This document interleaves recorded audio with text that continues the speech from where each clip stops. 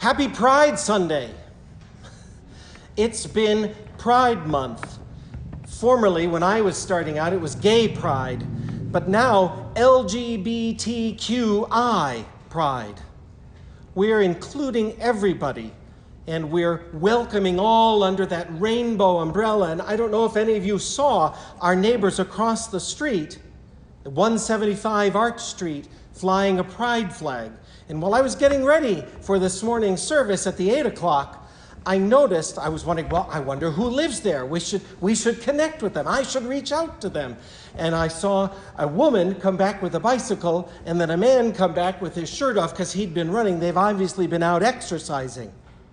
Perhaps it's a husband and wife. Perhaps it's a couple. But I was touched because there are people proclaiming the gospel, proclaiming pride, proclaiming support. And so as I said, that each of these Sundays, the last Sunday of the month, today, July, August, and September, we will invite somebody to share with us the lessons as they connect to social concerns, ministry, our mission in the world.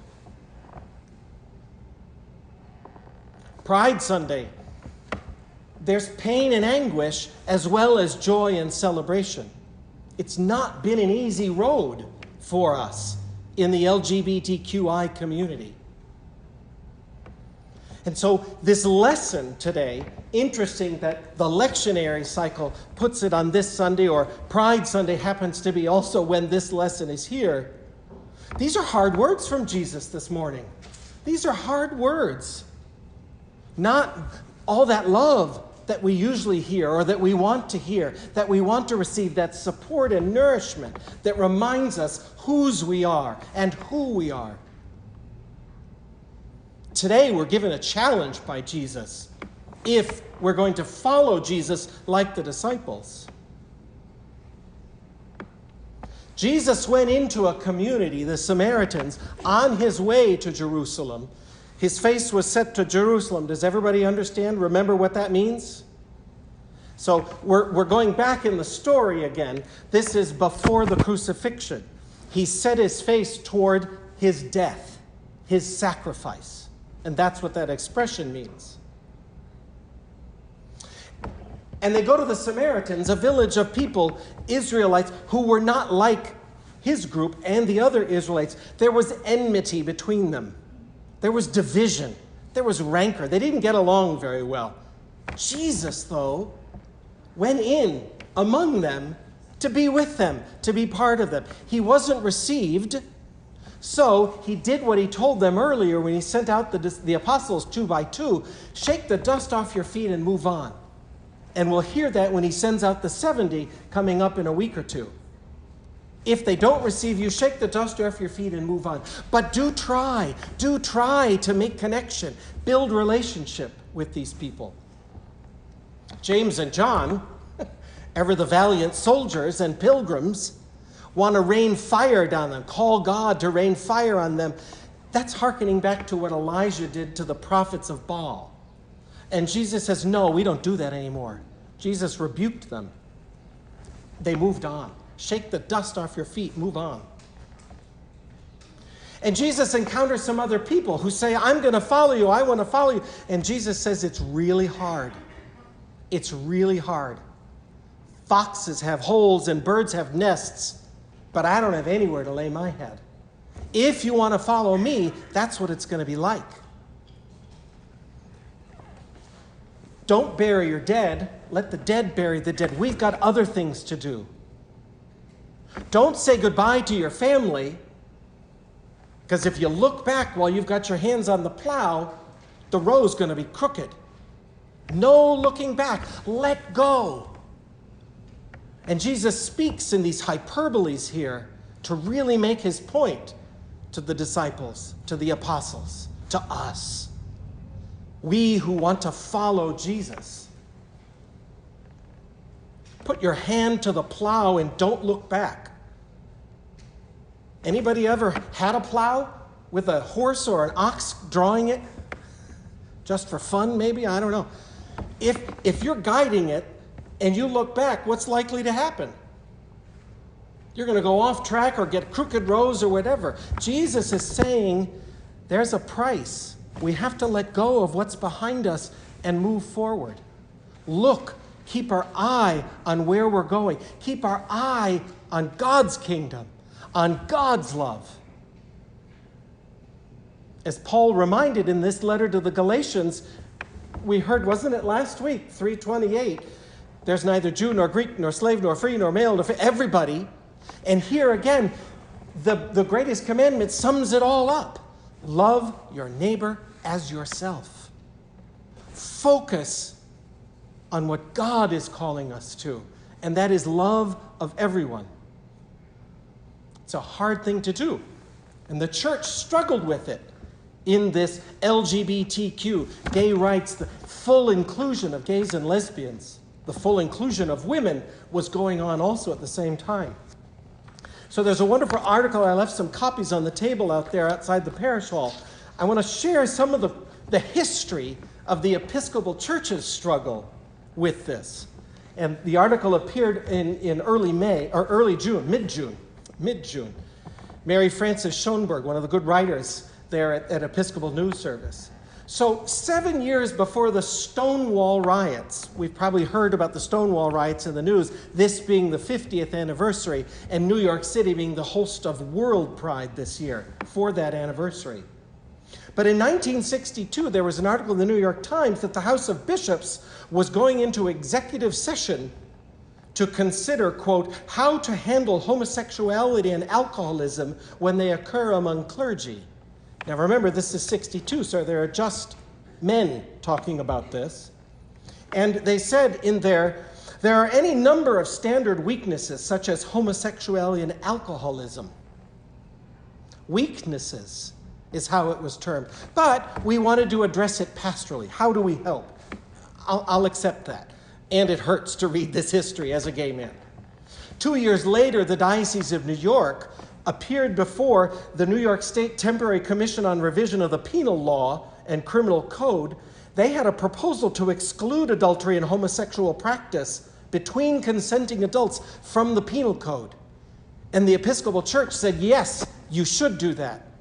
We need to support these people. This isn't a criminal act.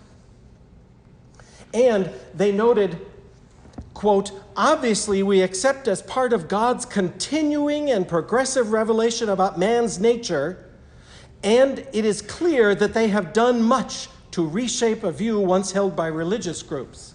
So the people in the state doing penal code revision were recognizing, hey, wait a minute, these gays, they're people too. They deserve our respect. They deserve dignity in the privacy of their own home. Why are we treating them in this bad way? Why are we criminalizing their love? And the church, the Diocese of New York at least, was supporting that. Diocese of California in 66 or 67 also went on to say, their diocesan council said, they were especially concerned about the homosexuals' ability to live free and creative lives because of legal sanctions of fear and discovery. I lived that. I lived that as a teen in the 70s, as a young adult in the early 80s. The fear of being discovered. I lived that going through the discernment process for the priesthood, when it felt like, at least in the Diocese of New York and other places, Diocese of Newark here too, that we were accepted and included, but yet I lived in fear that I might be excluded because of it. In 67, mind you, this is all before the Stonewall riot of 69. In 67, there was a 4-diocese Project H, and a day-long symposium where they were discussing this issue. Connecticut, Long Island, Newark, and New York. And Walter Dennis, who later became a suffragan bishop in New York, said, Christians must rethink the usual position that has turned homosexuals into modern-day lepers. Jesus went to the Samaritans, and yet there was a time in our history, and even still today, that we make others excluded. We treat them like lepers.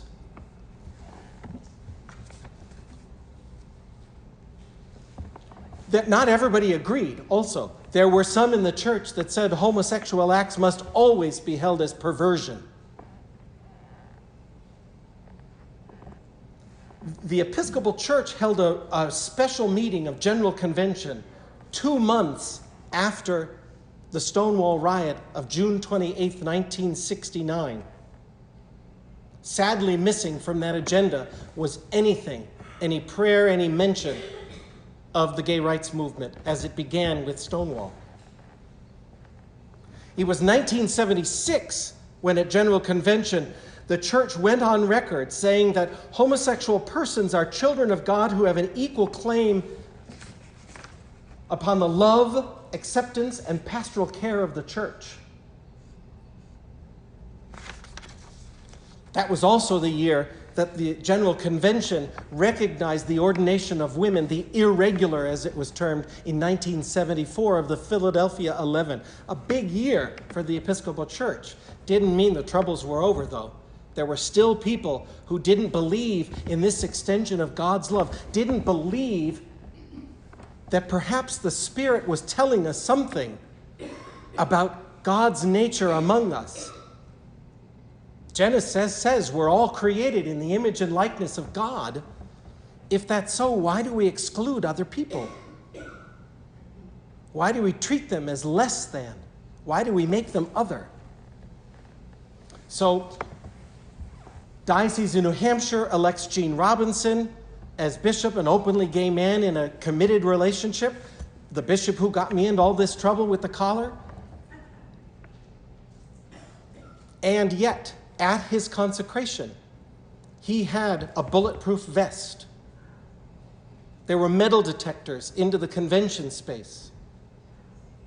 The diocesan house, diocesan offices went on what I would call lockdown all the time. You had to be buzzed in. There was a camera. Not anybody could walk in. Doors were closing because of fears of safety, because there were still people in the church, within the Episcopal Church and other churches, who did not believe this was an expression of God's love.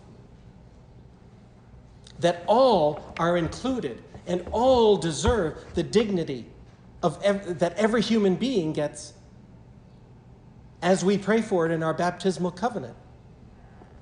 Fast forward now to last year at General Convention, when General Convention approved a same-sex marriage right. Not a blessing, a same-sex marriage right.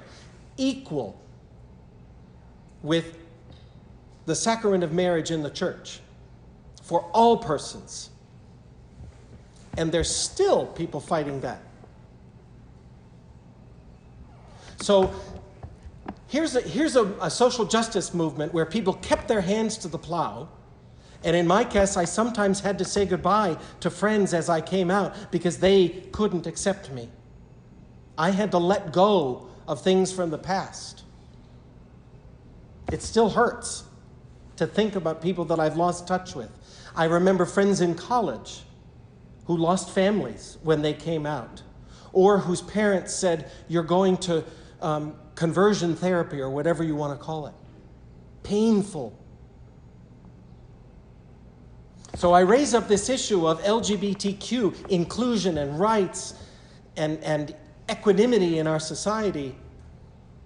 And I also say that this cost, this price we pay as disciples of Jesus, following the way of love, can be for anybody whom we seek to exclude. Let us think about God's creation, God's love.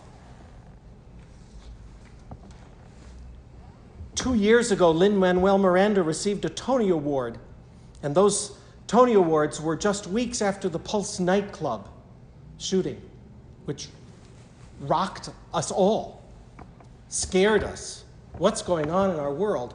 When he, at the end of his acceptance speech, and this is a phrase you'll hear a lot, love is love is love is love. That's our call as disciples, as followers of Jesus. Let us keep our hands to the plow of love Make those fertile grounds where everyone can flourish.